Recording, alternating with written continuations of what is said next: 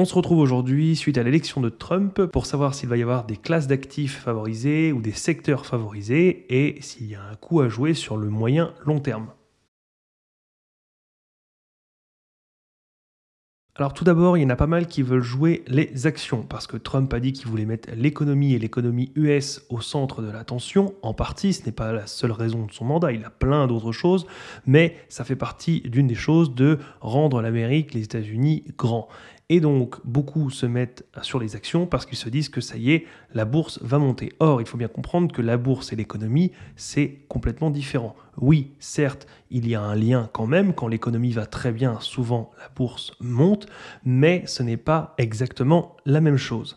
Par exemple, avec Trump, le tournant du protectionnisme américain est appelé à se durcir. Trump l'a dit plusieurs fois, il veut réinternaliser pas mal de choses, il veut faire l'effet inverse de la mondialisation, tout simplement parce que ça fait des années qu'on mondialise tout et qu'on envoie tout vers des pays qui produisent à bas coût, sauf qu'au bout d'un moment, toutes les usines sont ailleurs, il ne reste plus que quelques brevets et le savoir-faire, et encore.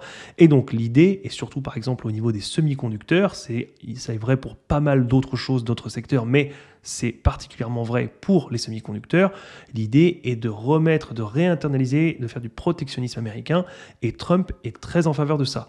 Problème, c'est que le coût de production à l'étranger dans les pays à bas coût ou aux USA n'est pas du tout le même. Donc, si vous réinternalisez des choses, vous provoquez une inflation, une structure inflationniste de long terme. Si on prend par exemple les semi-conducteurs, si vous concevez des semi-conducteurs, des milliers, des millions de semi-conducteurs par exemple en Chine, ou si vous les concevez sur le sol américain avec des Américains qui sont payés avec le salaire américain, forcément on comprend bien que les puces vont coûter plus cher par unité, tout simplement parce que si c'est fait avec les taxes américaines, les salaires américains, etc., la main-d'œuvre, les machines, tout étant beaucoup plus cher, vous avez un prix unitaire par puce qui est à la finalité plus cher. Vous avez donc une inflation puisque la puce ensuite est revendue pour être mise dans vos smartphones, dans vos PC, etc. Et donc, in fine, le smartphone ou le PC coûte plus cher. Il se pourrait donc que les matériels qui sont réinternalisés aux USA, par exemple les puces, mais c'est vrai pour d'autres choses, coûtent plus cher et que du coup on arrive à en vendre moins, tout simplement parce que le consommateur ne va peut-être pas accepter la hausse des prix très longtemps. Il y a déjà beaucoup de gens qui se plaignent, on voit bien un ralentissement de l'économie. Si les prix grimpent encore, ce n'est pas dit que les entreprises arrivent à avoir le même chiffre d'affaires et donc une chute du chiffre d'affaires, c'est aussi une chute des bénéfices. On pourrait donc avoir des bénéfices en baisse et donc une bourse qui baisse, alors que techniquement sur le long terme, pour l'économie américaine, c'est une bonne chose de ramener des usines de semi-conducteurs aux États-Unis. On pourrait donc se dire, si jamais on voit dans ce sens-là, que si l'économie se renforce et que la bourse américaine baisse, alors il faudrait peut-être être sur les obligations, tout simplement parce que si on a une économie forte avec un dollar fort, eh bien on peut avoir des obligations qui rapportent pas mal. Ça serait peut-être le moment de se mettre sur les obligations. Oui, et non. Si vous avez un renforcement de l'économie US et avec une petite inflation sous-jacente, comme on l'a dit, parce qu'on fait du protectionnisme, il se peut donc fortement que les taux remontent. Et si les taux remontent, les taux actuels seront plus bas et donc les personnes qui sont sur les obligations perdront de l'argent. On le sait, quand il y a une nouvelle obligation qui est émise avec des taux plus importants, avec un taux plus élevé, alors les autres anciennes obligations baissent, elles perdent en valeur tout simplement pour se remettre au niveau. On aurait donc, si vous avez acheté des obligations là maintenant, si une hausse des taux d'intérêt arrive, alors vos obligations vaudront moins cher et ce seraient en théorie les nouvelles qu'il faudrait acheter. Mais attention également, qui dit dollar fort et taux d'intérêt fort, dit aussi derrière un coût de la dette qui est élevé. Quand vous avez des taux d'intérêt qui sont hauts, c'est aussi un étranglement pour les USA, tout simplement parce que leur dette est incroyablement élevée. Et donc, le moindre pourcentage de taux d'intérêt joue sur plusieurs dizaines ou centaines de milliards pour l'État américain. Donc, même si les taux venaient à monter, ils ne pourraient pas monter trop haut et trop longtemps, tout simplement parce que les États-Unis ont besoin d'un dollar plus faible, avec des taux d'intérêt plus faibles, pour pouvoir mieux supporter le poids de la dette. Et donc, à ce moment-là, effectivement, si les taux venaient à baisser dans un avenir plus ou moins proche, les économies, les bourses américaines pourraient effectivement se prendre un souffle d'air frais et remonter. Mais on comprend bien que c'est des vases communicants, des va-et-vient, et qu'on n'a pas un actif là maintenant tout de suite qui fonctionne. Il va falloir voir comment le vent tourne et se positionner. Mais, On sait que Trump est plutôt pro-énergie fossile, il l'a dit pas mal de fois, il le laisse aussi présager. Donc on pourrait se dire que oui, les énergies fossiles, les pétrolières et les parapétrolières et un peu tout ce qui gravite autour de ça pourrait être une bonne chose. Ce n'est pas entièrement faux, mais attention à pas faire non plus trop de raccourcis. On a eu pendant le mandat de Trump qui était de 2017 à 2021, il y a également eu une explosion du solaire et donc c'était très en vogue. Alors à savoir si c'est parce que Trump poussait ou si c'est parce que c'était la mode à ce moment-là, mais en tout cas, le solaire en a bien profité pendant les années Trump. Donc, les énergies fossiles sont une piste, mais pas que. Comme on tente de faire du protectionnisme, et par exemple les semi-conducteurs, on a vu des grosses entreprises comme par exemple Samsung qui installaient de nouvelles usines de fabrication de puces au Texas. Alors ça date un peu, c'est de avril 2024, mais c'est un mouvement de fond qui est lancé. On voit ici 6,4 milliards, mais en réalité il y en a un peu plus. Je vais vous montrer un autre article qui vous dit que Samsung envisage la construction de nouvelles usines au pluriel de semi-conducteurs au Texas. En tout, 44 milliards de dollars devraient être dépensés par la firme sud-coréenne pour améliorer son site dédié à la production de semi-conducteurs basé à Taylor, non loin d'Austin. La multinationale projette de construire une nouvelle usine de production ainsi qu'un centre de conditionnement avancé, etc. etc. Et donc on se retrouve avec des nouvelles usines qui seraient construites donc là au Texas, ce qui veut dire que si on a des nouvelles usines qui vont fonctionner d'ici 1, 2, 3 ans, on va avoir une demande d'énergie colossale puisque ces usines sont vraiment énormissimes et elles doivent produire énormément de semi-conducteurs à l'année. C'est pas pour faire 1000 ou 2000 pièces, c'est pour en faire énormément. Donc ces usines-là consomment beaucoup d'argent, exactement comme les usines également de Tesla qui sont en train de s'ouvrir. Bref, vous avez une demande d'énergie qui est croissante et qui est structurelle puisque si Samsung ouvre une usine là au Texas, c'est pas pour la fermer dans 1 an et demi, 2 ans. Ce sont des chantiers qui sont longs, qui sont extrêmement coûteux. Ce sont donc des plans très long terme. On ne fait pas ça en dessous d'une vision sur 10 à 20 ans. Et donc, vous êtes quasiment certain d'avoir une demande d'énergie croissante sur 10 à 20 ans. Donc pour moi, quand je vois la S&P aussi haut que ça, je ne me dis pas que je vais rentrer maintenant pour suivre la tendance, même si elle peut encore continuer. Je pense qu'on est à un niveau relativement haut. Je pense que si derrière on commence à faire du protectionnisme, on va avoir des bénéfices qui vont stagner, voire corriger, voire chuter. Attention, ça ne veut pas dire que tous les secteurs sont concernés, qu'absolument toutes les entreprises, qu'elles soient petites ou grandes, comme les GAFAM, soient concernées. Évidemment, il y a des marchés, des sous-marchés et des niches dans ces marchés, donc ça ne veut pas dire que toutes les entreprises vont couler. Mais globalement, si on devait prendre un indice comme le S&P, je pense plutôt qu'on va vers une correction plus ou moins forte, tout simplement parce que l'économie US va se renforcer, mais globalement, on va faire un petit passage à vide pendant quelques mois, voire quelques années.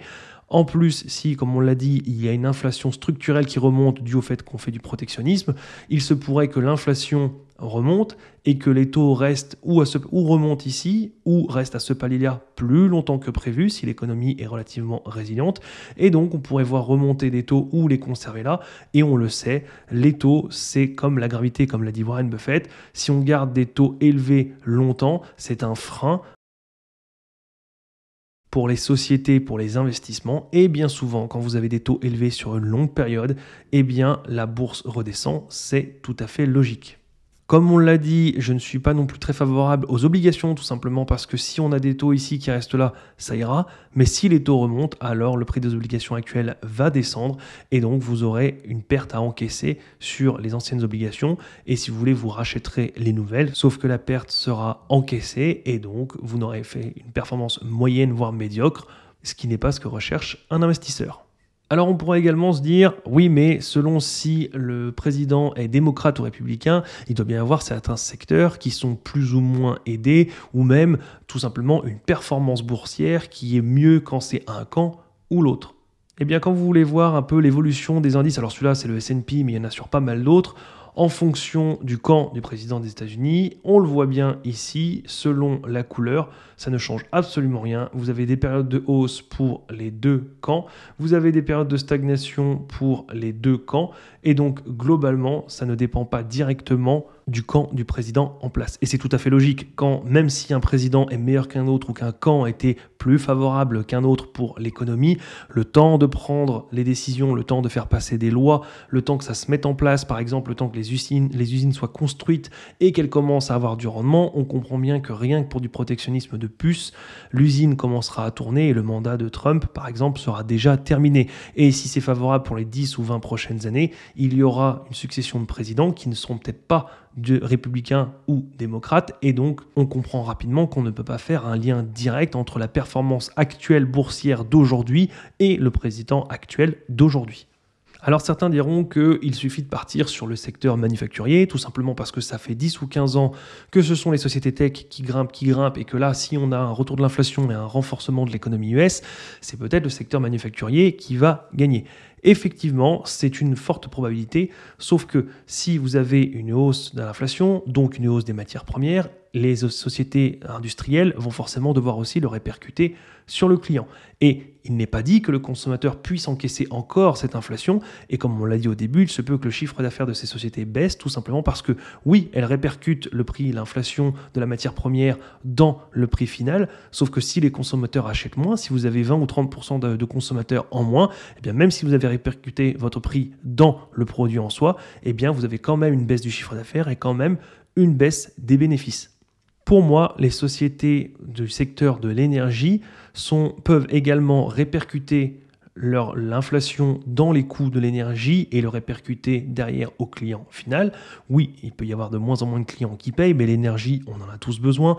On paye tous notre facture d'électricité en premier. Et les entreprises, c'est la même chose. Ce sont les loyers, les factures d'électricité qu'elles payent en premier. Quand elles font des coupes budgétaires, elles font des licenciements et elles diminuent par exemple le marketing. Donc, ça ne veut pas dire que ça sera le vent dans le dos, to the moon, et que l'énergie va continuer à grimper. C'est juste que c'est un des postes de dépenses qui est le moins coupé. Et en plus, comme on le voit, il y a un mouvement de fond pour réinternaliser beaucoup de choses des usines. Et donc ça, c'est demandeur, c'est consommateur d'énergie. Et donc, même si ça venait à stabiliser au niveau de la consommation énergétique, comme on rapatrie des usines, là, ça nous fait une vraie tendance de demande haussière de énergie. De plus, si les taux baissent, c'est relativement favorable pour les actions. Et comme il y a des actions dans les entreprises industrielles et surtout de l'énergie, vous pourriez avoir également une hausse du secteur de l'énergie, tout simplement parce qu'avec des taux plus bas, cela permet plus d'investissements, cela permet également une hausse des cours parce que revalorisation des sociétés, des bénéfices, etc. sur le long terme. Et donc, ce sont des sociétés, des titres qui pourraient également profiter d'une baisse des taux. Évidemment, pas autant que le secteur de la croissance, mais pour moi, je ne suis pas là pour jouer à on-off, pile ou face. Je préférerais personnellement avoir des sociétés dans le secteur de l'énergie, justement pour les différents éléments que j'ai mis dans cette vidéo, que j'ai expliqué, parce que pile je gagne et face je ne perds pas. Évidemment, s'il y a une baisse des taux, que je me suis trompé, qu'on a une forte baisse des taux, ce sont les sociétés de croissance qui vont bénéficier le plus, mais si jamais il y a une hausse des taux, ce sont aussi les sociétés de croissance qui vont se faire sabrer le plus. Les sociétés dans le secteur de l'énergie, pour moi, auront des avantages dans les deux camps, elles monteront moins, mais potentiellement elles descendront moins aussi, le temps d'y voir plus clair, le temps de voir un peu les mouvements de fond qui interagissent et de voir lequel gagne, comment ça se passe, etc. Voilà, j'espère vous avoir apporté une piste de réflexion. Attention à ne pas foncer directement sur les sociétés dans le secteur de l'énergie. C'est une réflexion personnelle, une analyse personnelle que j'ai pour essayer un peu de dégrossir le tableau, pour essayer de voir un petit peu ce qui pourrait se dessiner sur les prochains mois, années.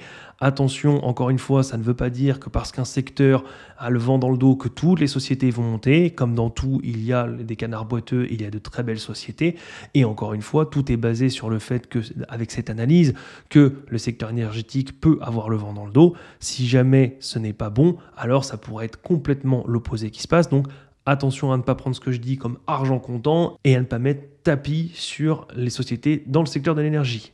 Voilà, j'espère vous avoir apporté un socle de réflexion, que ça vous a fait un petit peu mijoter et envie de vous poser tout un tas de questions sur les différents secteurs et les différents mouvements économiques. Et moi, je vous dis à la prochaine. Salut!